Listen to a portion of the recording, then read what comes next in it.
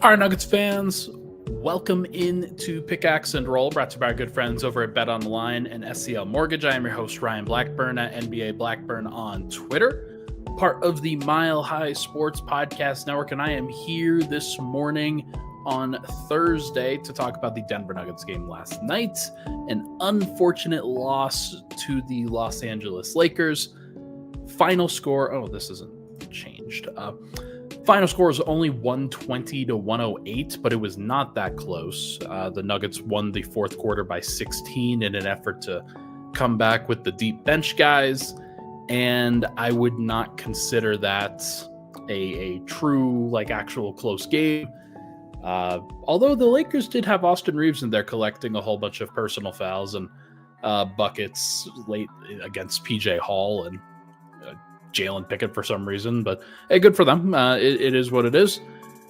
Look, Denver did not look as good without Nikola Jokic and Jamal Murray as they had done previously, and that's kind of interesting because we may not see Jokic sooner than I had thought. Jokic can play through a lot of things. I do think that they are trying to get through to him. And we'll talk about this in the last segment, but just a lot of stuff going on with the Nuggets right now. Denver, because they got that win against the Warriors, I think they're giving a little bit more flexibility to Jokic and Murray, and they earned it. But now they're 1-1 on this road trip, and we will talk about why. Lots of stuff to get into on this particular episode. Luka Doncic dominates. The Nuggets do not. Aaron Gordon continues to play pretty well, but not a lot of other guys are playing well at this particular time, except for Spencer Jones, the GOAT, the GOAT who deserves to be converted at this point. Good for Spencer Jones, man. We'll get into that in just a bit. Really quick, though, this podcast, as you know, is brought to you by the good folks over at BetOnline, the number one source for everything online betting in 2025. Folks, it is currently 10:06 a.m. Mountain Time, and the game that is coming on in that tournament, that Madness tournament, it starts at about 9 minutes, I want to say. So if you are hesitant, make sure to go check out BetOnline and the tournament that they are putting together. Looking good, playing good, and you have an opportunity to have a $200,000 bracket if you're interested in filling one out. It's free. BetOnline continues to be your number one sports betting source with the largest selection of odds on everything college basketball. Head on over there today. Check out the Cinderella stories. BetOnline has you covered. The game starts over there. All right, let's get into this. Let's talk about the Nuggets and the loss that they just had. It's not fantastic for Denver. This is going to be a shorter episode. There's not a ton to really discuss from this one. The Nuggets didn't have Nikola Jokic and Jamal Murray. It should have made them better defensively, kind of like it did against the Golden State Warriors. They were able to handle that matchup with ease, honestly. Guarding those guys, they have their own personal rules that you have to assess for Steph Curry and for the Warriors. But in this one, you had two guys in Luka Doncic and Austin Reeves that attacked a little bit differently than they did against Golden State. And Denver could not handle it. The biggest reason why they could not handle it was those guys like to hunt in transition. They like to hunt, not transition, in isolation, in pick and roll, in traditional ways that the Warriors don't necessarily like to do as much. And that really hurt Michael Porter Jr., but he was fighting, and I give him credit for that. It wasn't like they scored every point on him. There are a lot of guys that got scored on, and Peyton Watson got scored on a lot. Russell Westbrook rotated over a couple of times, gave up some wide open shots underneath and on the perimeter. Christian Brown's defense, I thought, was pretty weak. Just a lot of weakness from Denver. And then anytime they rotated in somebody, I know the plus minuses don't necessarily reflect this, but the Nuggets were down by 30 at various points in this game. Aaron Gordon was only a minus 22. Peyton Watson was only a minus 12. Michael Porter only a minus 16. The other minuses did happen with that bench unit, but they just kind of evened things up in the fourth quarter because Hunter Tyson came in and it was a plus 16. He wasn't that great in that quarter either, but Denver just found some ways to hit some shots, make some plays in that fourth quarter to make this a much closer game. But it wasn't close. It wasn't close for a while, and the biggest reason why was because Luka Doncic and Austin Reeves just went ham in that first quarter. Denver gave up a while, like they could have given up more than this. They gave up 46 points in the first quarter of the game. Pretty sure they gave up 45 in the first 9 minutes and 30 seconds of the game. That's a lot. That's a lot. And it was an unfortunate thing for Denver that, like, look, every time they contested a shot reasonably well, the shot went in anyway. But most of the time, they just didn't play that great of defense. And it's sad because when you take Jokic off the floor, when you take Murray off the floor, Denver should be better defensively. Because those guys have to give up so much on the offensive end on a consistent basis, they're so focused on that end of the floor. That's their job. That's what they're paid to do. Usually in those situations, like when you remove your best offensive guys, the team should be better on the defensive end. And it wasn't. It certainly wasn't in this one. Dorian Finney-Smith got wide open for threes. Luka Doncic and Austin Reeves were cooking for the entire game. Gabe Vincent, 4 of 6 from 3 in this game. Dalton Knecht, 3 of 7 from 3. Some of those shots were hard. Some of those shots were easy. And it just felt like the Nuggets were kind of hopeless in this matchup from the get-go. And they fought back a little bit in the second quarter. They evened it up. I liked what I saw from that starting group again, kind of like they dug themselves a hole in that first quarter, but ultimately they were only down 14, despite being down by as much as 28 points midway through the second quarter. They dug out of that hole late in the second quarter and were only down 14 heading into halftime. So there were some decent parts of this, and Aaron Gordon, I think, deserves a ton of that credit. Russell Westbrook had 9 assists compared to 3 turnovers and was setting the table pretty well for some guys. Peyton Watson attacked in transition pretty well. Christian Brown was good, though the only 3 that he attempted was so far off that, like, I was watching the over the basket angle and could just tell immediately how far off it was. And it's tough. Like, sometimes you're just not going to play that well. Sometimes you're not going to be awesome in these moments. And the honeymoon period without Jokic and Murray clearly ended, and that's tough. But one guy who is continuing to play well is Aaron Gordon. 26 points, 9 of 14 from the field, 5 of 9 from 3, 3 of 4 from the line. He also grabbed 11 rebounds. And he wasn't the guy that was being attacked on a consistent basis. Yeah, there was one possession, I think, where Luka attacked him in the early stages. There are a couple times where, yeah, he made a mistake on the defensive end. But for the most part, Luka and Reeves attacked Michael Porter Jr. relentlessly in this game.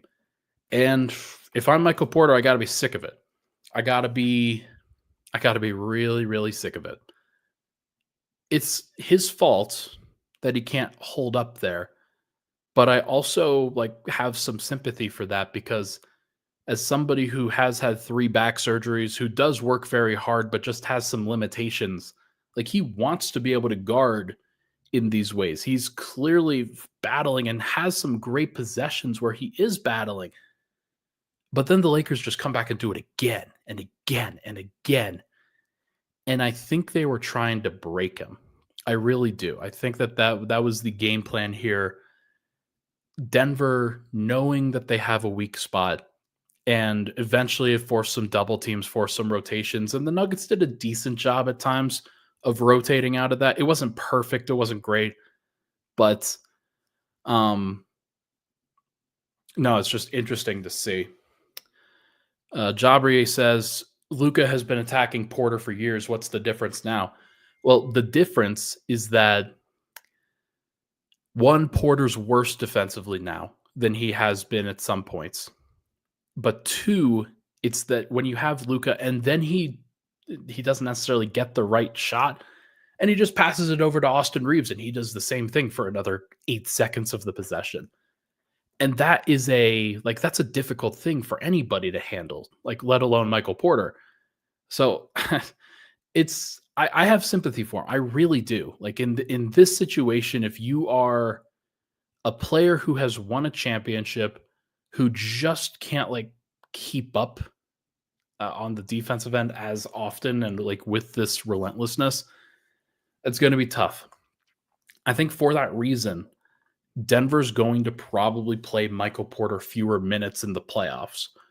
Or when they add back in Jokic and Murray, Denver's just going to have other opportunities to be able to, like, or not Denver, but other teams are going to have other opportunities where they don't have to attack Michael Porter as relentlessly. If he holds up in isolation a couple times, then oh no, they'll just swing the ball over and attack Jokic and pick and roll. Or oh no, they'll do the same thing to Jamal Murray in isolation or post ups or whatever.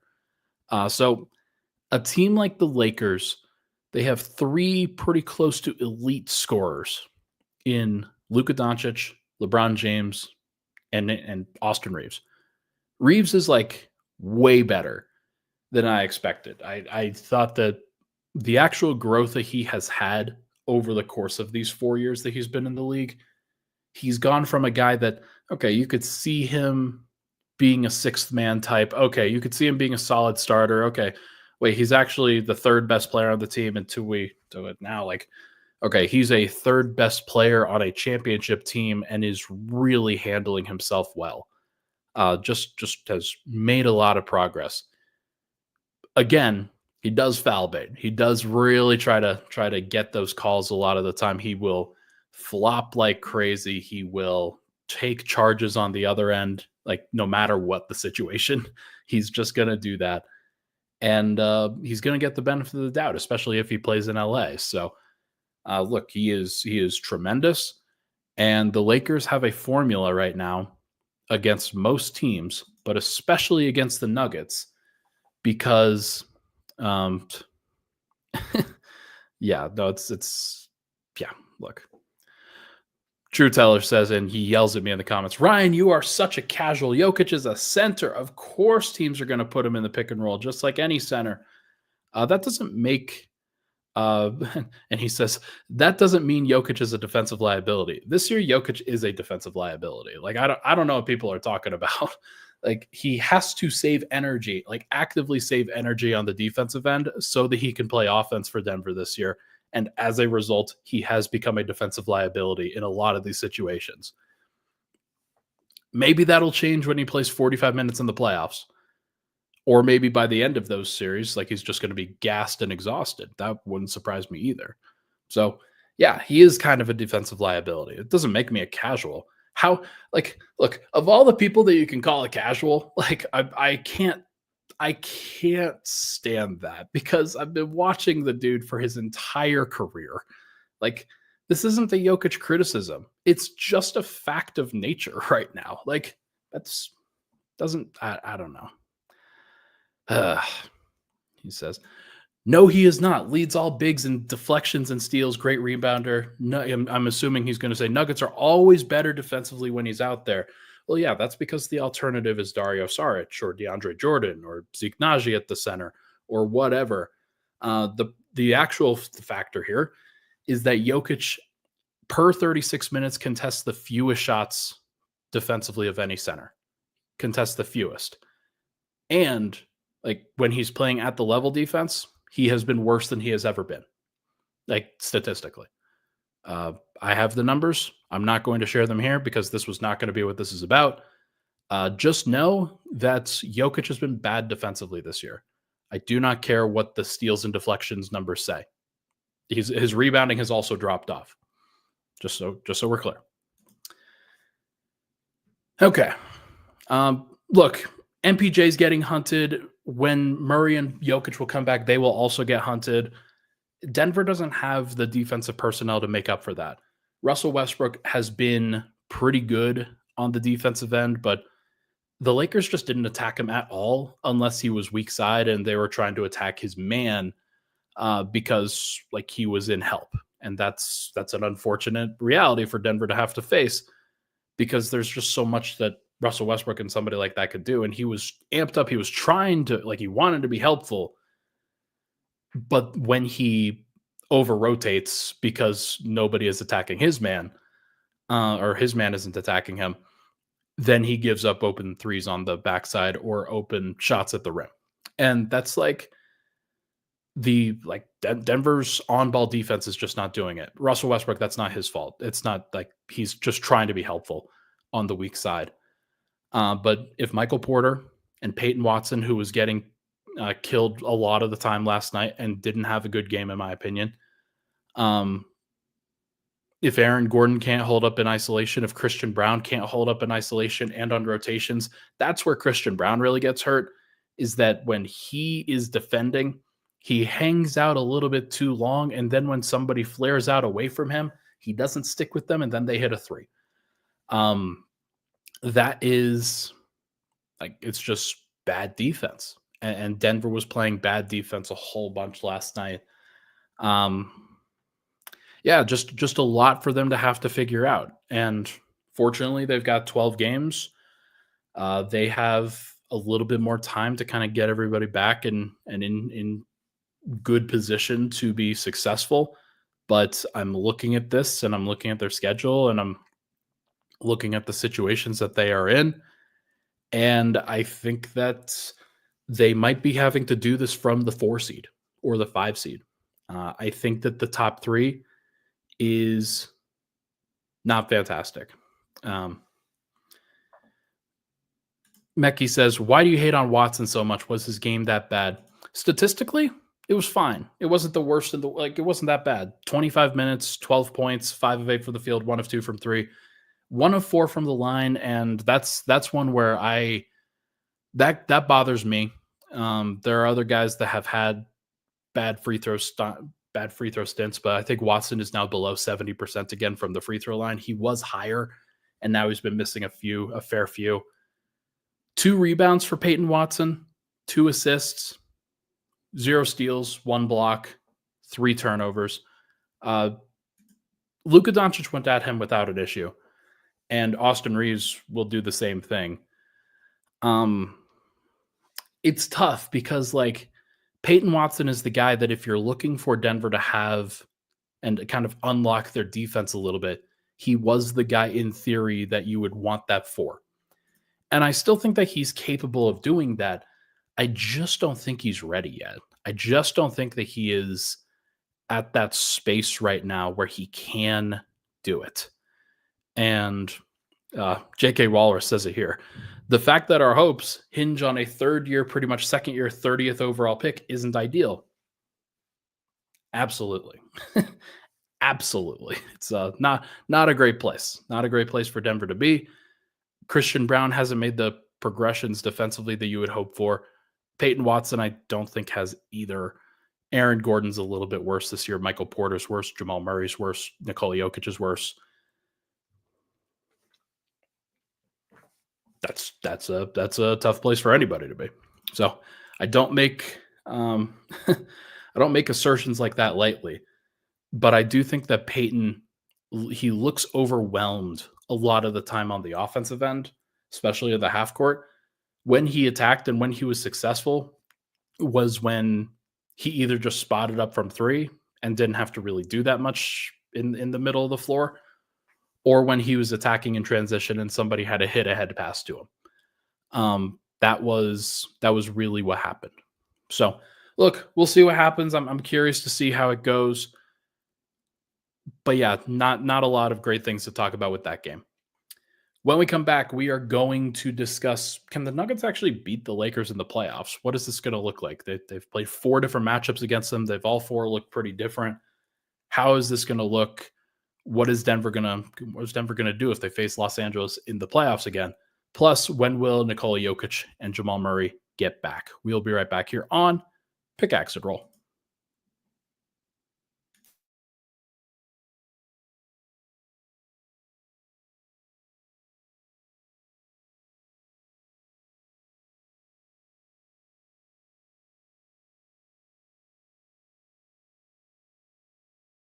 And we are back. Pickaxe and Roll, Ryan Blackburn here. Thank you so much for tuning into the show. Appreciate the love and support on the podcast. As always, folks, hit the like button, hit the subscribe button if you're enjoying. If not, then that's okay. Really quickly, this podcast, as you know, it's brought to you by the good folks over at SCL Mortgage. Are you looking for a great mortgage company that you can trust with hundreds of happy customers and a 5-star reputation? Contact our friends at SCL Mortgage. Whether you're self-employed, if you need help on a down payment, do you need a second mortgage? SCL Mortgage will help you out. Call them at 303-790-2222 or visit myspecialmortgage.com. Thank you for SCL Mortgage for sponsoring the show. All right. Can the Nuggets beat the Lakers in the playoffs? What is this going to look like? We've seen a variety We have seen a variety of things about that. And I think that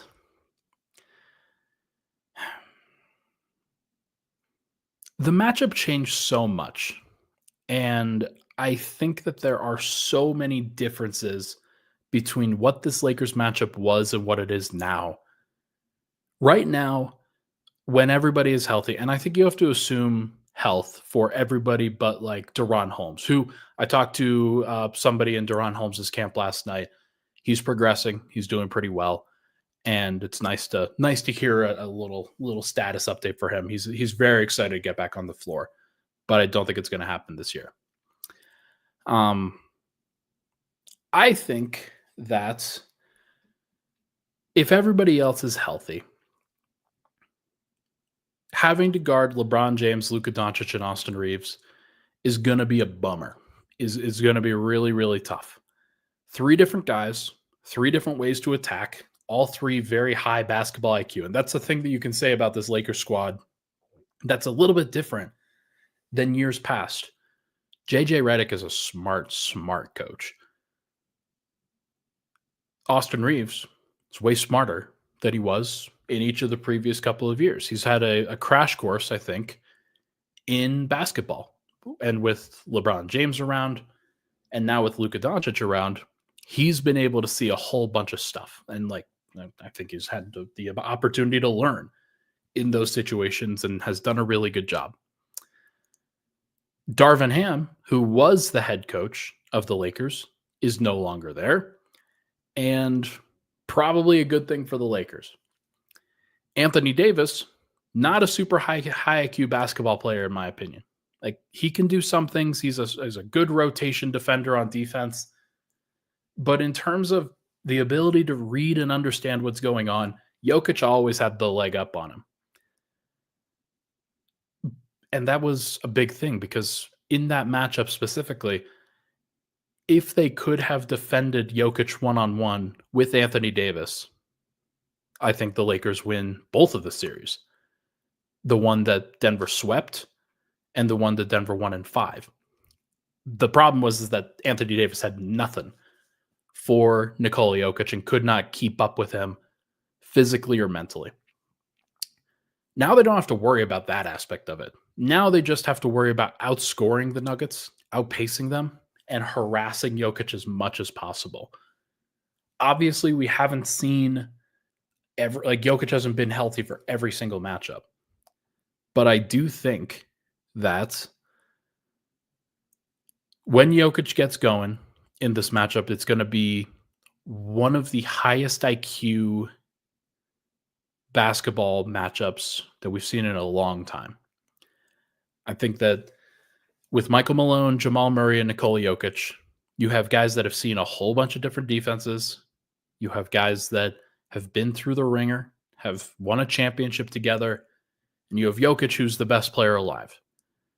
Going up against them is JJ Redick, who is a basketball mind. He is a savant in some ways. LeBron James, Luka Doncic, who are 2 extremely high IQ players. And you've also got the youth and athleticism on your side that you need to swarm and harass Jokic as much as possible. Rui Hachimura is going to be big for that. Jackson Hayes is going to be big for that. Dorian Finney-Smith is a little bit older. Markieff Morris is older. He can't do anything with that matchup. He's not going to play. Maxi Kleba is injured, but like they don't need a whole bunch of guys. They just need 3 or 4. And I think that with Jackson Hayes, with Rui, with LeBron, and with Dorian Finney-Smith, you've got a mix of players that are so smart and so capable and understand how to execute a defensive scheme that the Nuggets are probably going to be bothered by the first 2 or 3 games of that series. And so I would predict that Denver goes down 2-1 pretty easily in a Lakers series. Now, the question is whether Denver can recover and whether they have the ability to like be resilient in that situation. I think they do, but I don't know if they have the horses to do it. Like Michael Porter amping things up physically, I don't know is a great idea. Christian Brown, I'm not sure what he's going to be able to bring throughout a series like that. He strikes me as a guy in that case that's either going to get better or get worse throughout a series like that. And then Denver just doesn't have a lot of optionality behind the main 6 guys that I trust, which are the 5 starters, Jokic, Murray, Porter, Gordon, Christian Brown, and Russell Westbrook. And so can Denver play better when Jokic and Murray are back out there? Of course. And I think that series probably goes at least 6 or 7. But the more games that I've watched of the Lakers, the more I feel like Denver doesn't have the answers that many thought that they would after we saw the initial blowout where JJ Redick was like, I haven't slept in 2 days. And maybe that's wrong. Maybe Denver will be able to figure something out when they really hunker down, when they really try to set up and figure something out. Maybe there are things that they can do with Jokic, with Murray, with Porter, with Gordon that allow them to be stronger on the offensive end. But I just don't think that they have the defense to keep up with this. I don't think. And that's an issue. That's an issue for Denver in this series, of course, because you were worried about OKC. And I think Denver kind of later in this year, they proved that they could hang with OKC, at least for a significant portion of games. I'm curious to see how they handle it going forward, what that's going to look like. But yeah, Denver's going to have a lot there. True Teller asks, Ryan, please answer. How do you let KCP go for more flexibility and then choose to not use that flexibility? Look, man, there's a lot of criticisms that I had of Calvin Booth and of the way that Calvin Booth and Josh Kroenke ran things. I think the biggest one was that they didn't use and I think they tried to. That's the issue that you run into.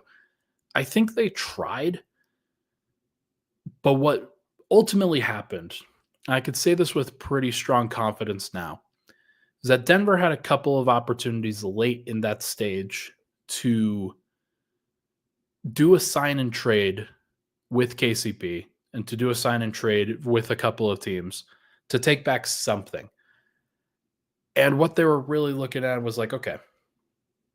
Or Dallas, for example, was thinking, all right, we would like KCP. We will send you Tim Hardaway Jr.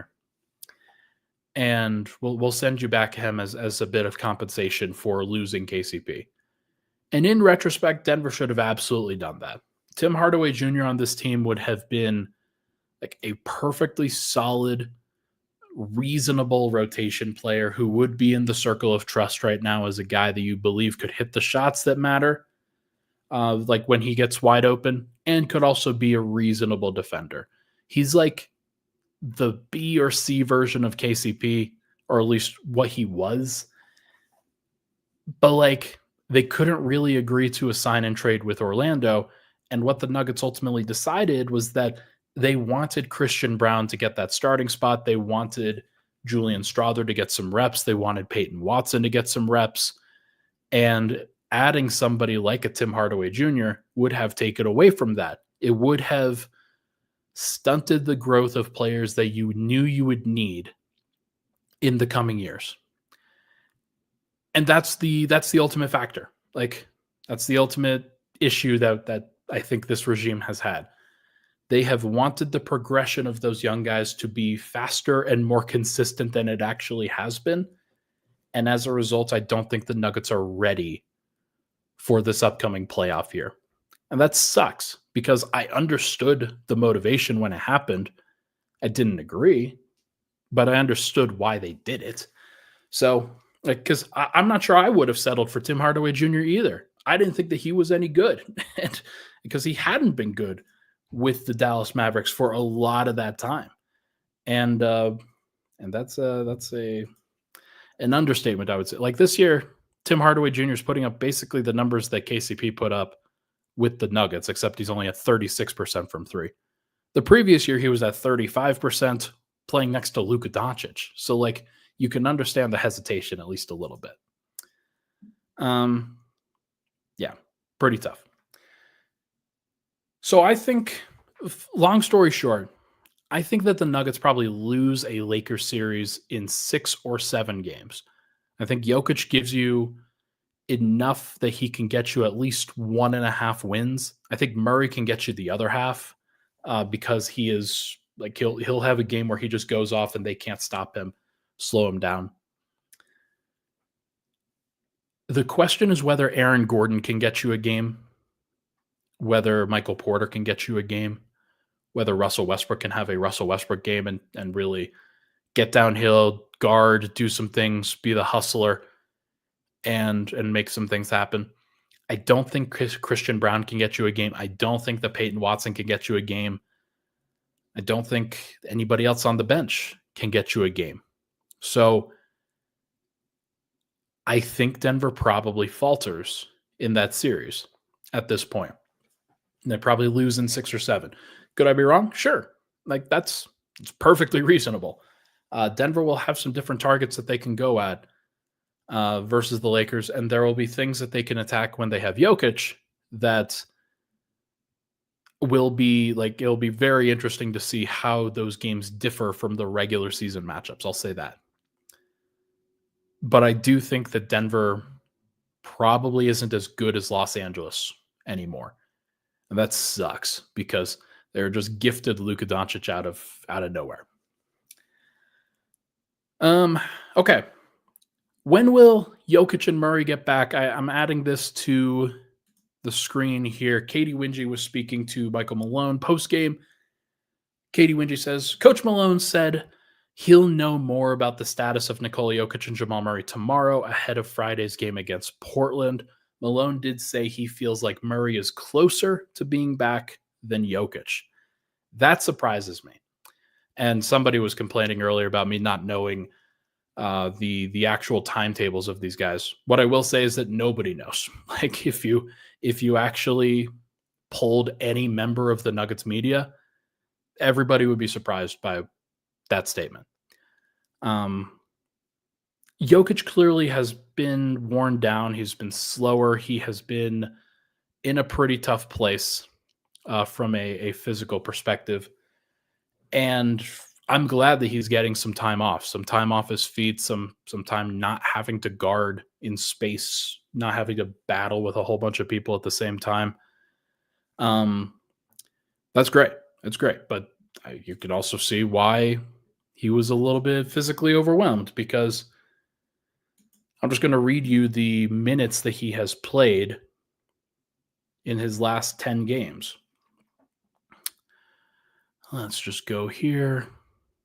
Actually, yeah, here, let's just go post All-Star break.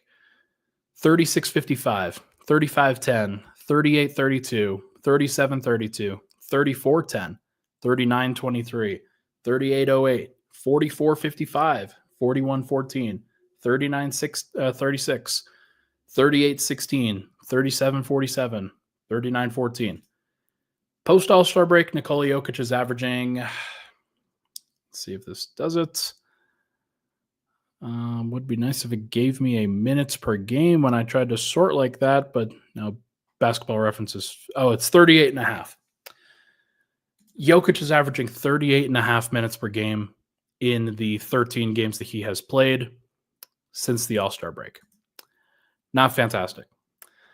So look, this is a forced rest. This is a forced opportunity for him to, like, hey, you're hurt. You're clearly not operating at 100%. These games don't matter that much. Let's see what happens. So, like, look, if Jokic isn't coming back for the road trip, then so be it. Like, Denver has an opportunity then to build some things without him. But more importantly, like, Jokic has an opportunity to rest and not add some of these extra minutes on, because if he was playing, he's probably averaging around 38 minutes per game. So he plays about 140 minutes, 150 minutes of total. So if you don't play 150 regular season minutes, it's probably not the worst thing in the world at this stage in the season.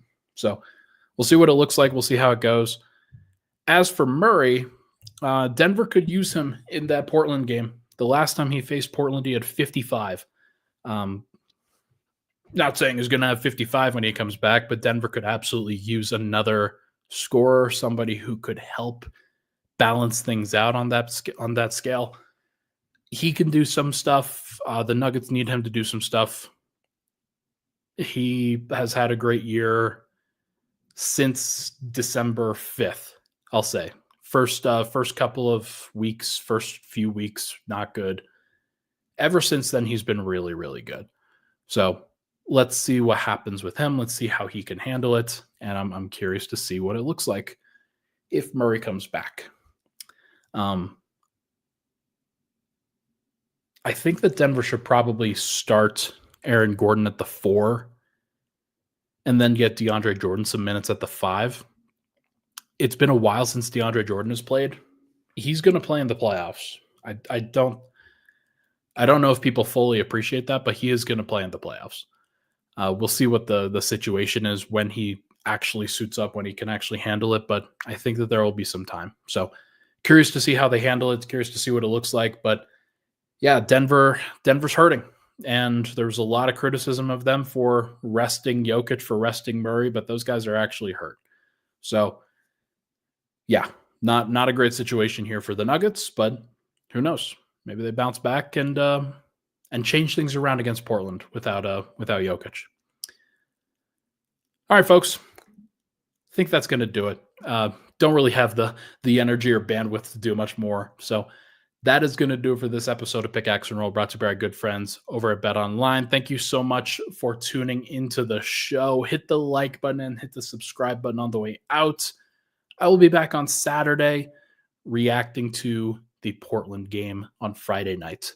Thank you so much, everybody. I'll see you guys very soon.